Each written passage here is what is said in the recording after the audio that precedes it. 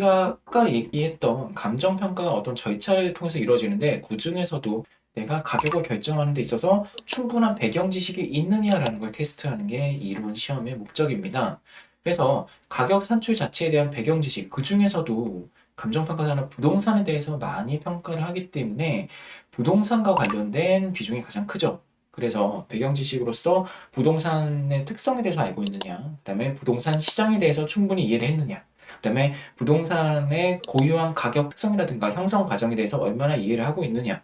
그다음에 우리가 적용할 감정평가의 기본적인 사항에 대해서 얼마나 잘 알고 있느냐. 이런 것들을 물어보는 배경 지식. 그리고 이러한 배경 지식을 기반으로 감정평가라는 툴을 사용해서 감정평가액을 도출하는 건데 구체적인 감정평가 방법에 대해서 얼마나 잘 알고 있느냐를 물어봅니다. 그래서 이 이론 시험은 우리가 크게 총론과 강론 이렇게 나눠서 보통 공부를 하는데 총론이라 함은 가격 산출에 필요한 배경 지식 일체를 보통 총론이라 얘기를 하고요. 그 다음에 구체적인 감정평가 방법에 대해서 물어보는 파트를 강론이라고 주로 얘기를 합니다. 최근에 시험 출제 경향 자체는 총론에서 문제가 상당히 많이 나오고요. 해야 되는 어떤 양 자체는 강론이 훨씬 많습니다. 그럼에도 불구하고 총론이 많이 나오는 이유는 문제에서 직접적으로 내가 의견을 피거나 주장을 해야 되는 논술 영역이 총론 부분이 훨씬 더 크기 때문에 총론 출제 비중이 상당히 높다라고 볼 수 있겠습니다. 그럼 이제 이론 시험 전략은 어떻게 가져갈 것이냐 이걸 한번 좀 알아보기 위해서 한번 좀 예시 문제를 한번 내볼게요. 크림빵과 단팥빵의 차이를 한번 설명해 보세요라고 질문한다고 합시다. 이걸 우리가 흔히 그냥 얘기하듯이 한다면 크림빵은 속에 크림이 든 빵이고요. 단팥빵은 속에 팥이 들은 빵입니다. 그래서 그 두 개는 가격도 다르고 맛도 달라요. 이렇게 설명하는 게 일반적이지만 이론에서의 어떤 답안 구성 차원에서 설명을 한다면 같은 내용을 내가 결과적으로 얘기하더라도 이거를 구성적으로 어떻게 구성하느냐에 큰 차이가 있습니다. 그래서 이 질문을 이론 답안지에 비추어서 한번 설명을 해보면 먼저 크림빵에 대해서 먼저 설명을 하는 거예요.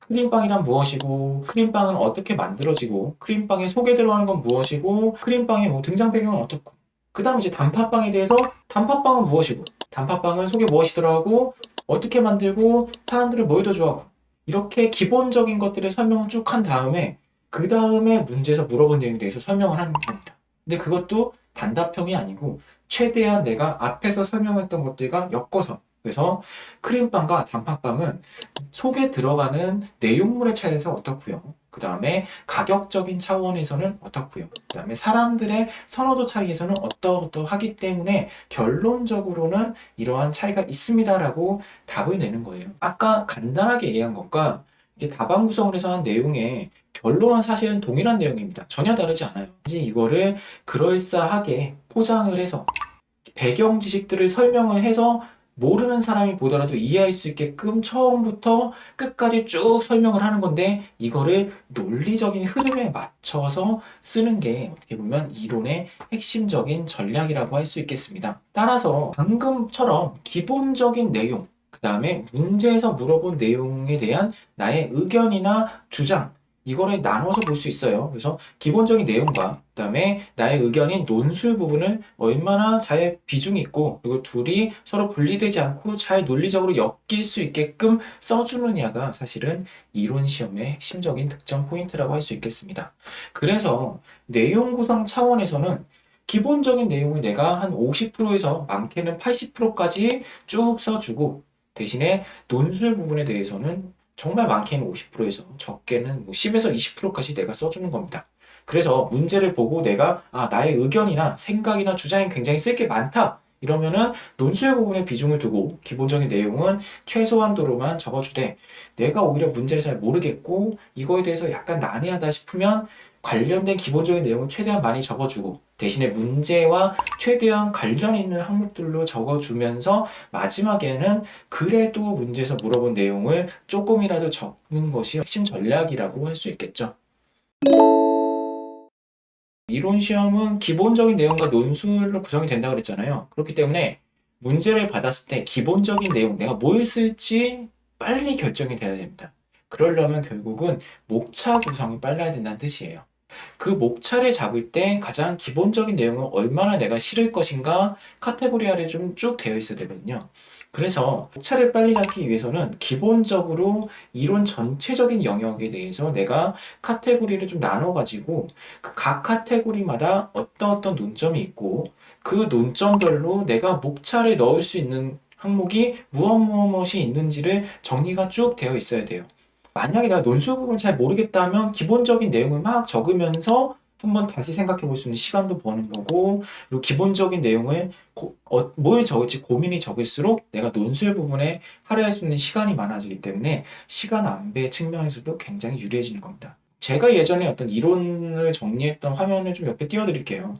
정리된 것들을 보면은 주로 어떤 목차, 즉 이 내용적인 어떤 측면보다는 이 내용을 함유하고 있는 주요 카테고리가 뭔지에 대해서 좀 더 초점을 맞췄습니다. 자, 그리고 두 번째, 그럼 이제 논술 부분은 어떻게 해결할 거냐?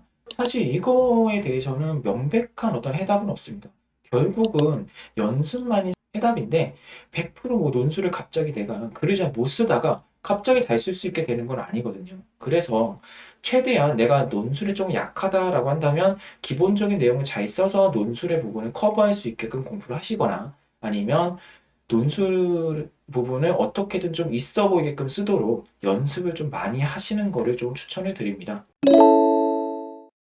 감정평가사가 수행하는 공적인 가장 대표적인 기능을 얘기한다면 보상과 그다음에 공시지가 산정 쪽에 초점이 있습니다. 보상액의 산정에 대해서는 우리가 이미 실무에서 문제를 통해 가지고 배웁니다.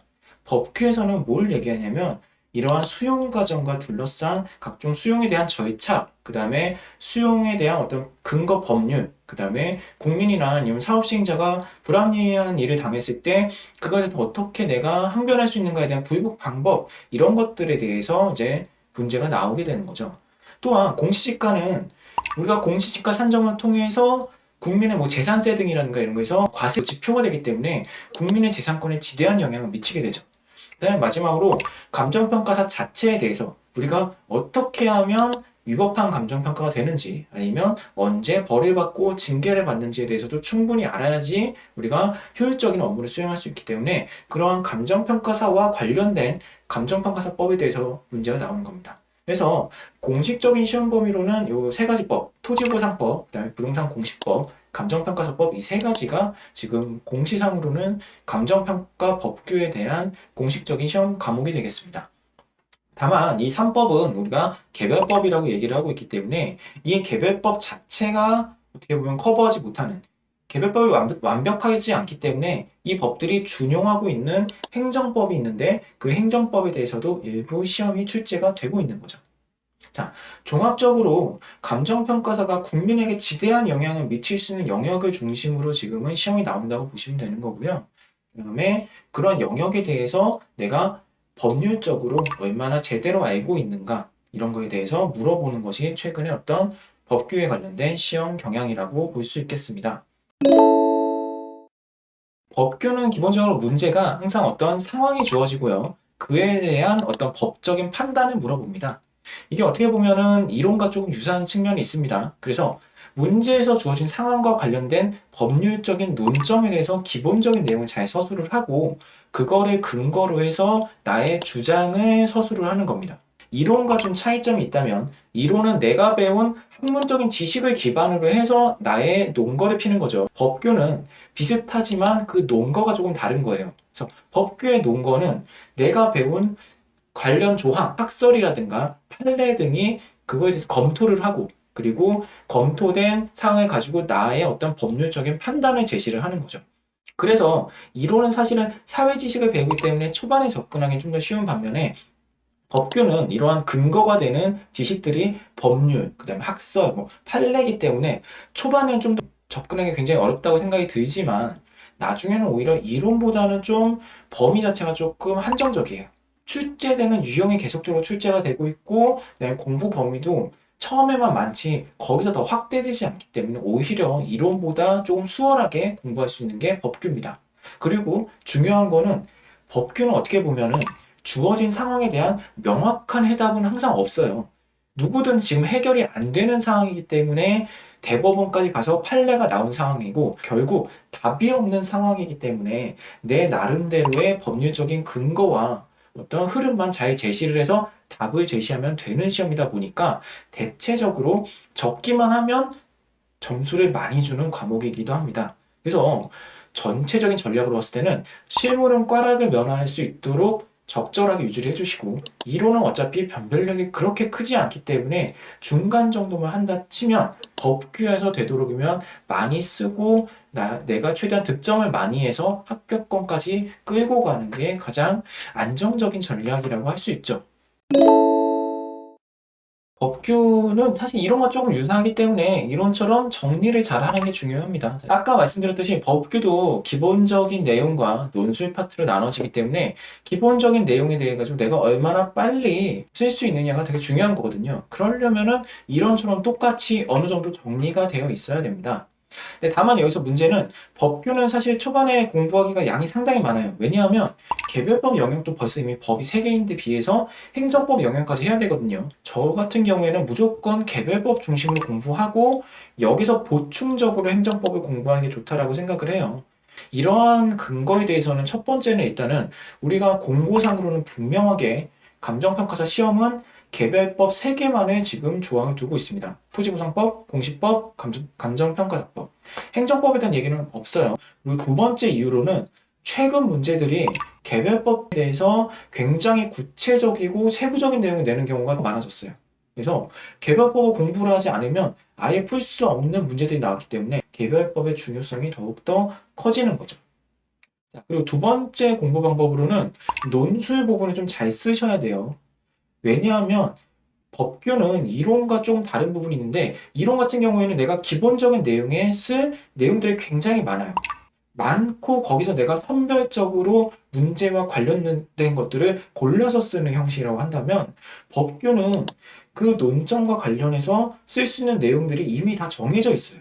틀이 다 짜여 있다 보니까 수험생들끼리 쓸 수 있는 내용은 별반 차이가 없어요. 단지 이거의 양의 차이일 뿐이지 핵심 내용은 다 똑같이 온단 말이에요.